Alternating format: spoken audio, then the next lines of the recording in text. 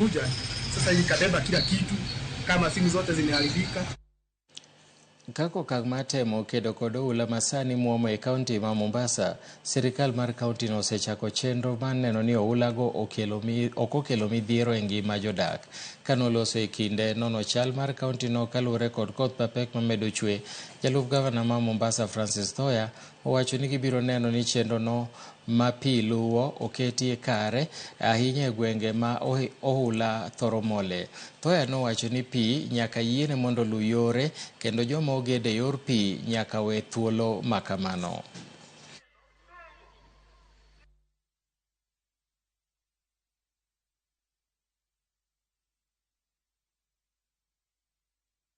Maji yamekuwa hapa sasa ni wiki nzima, siku 7 zimekwisha.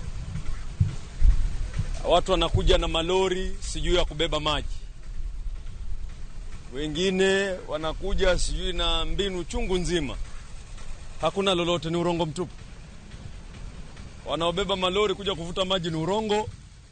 Ukweli mwauona wenyewe.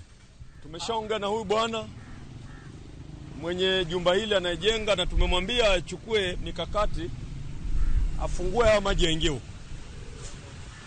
Akiwa hatafanya, sisi kama kaunti tutakuja kufungua, tuache maji yaende pale alikuwa anakwenda. The second part ni hapa pia tunakuja kuondoa hilo tope lote, maji yafuate mkondo wake. Kama ulijenga huko ndani ya njia ya maji, jipange. Jaod Bura Mabu Mula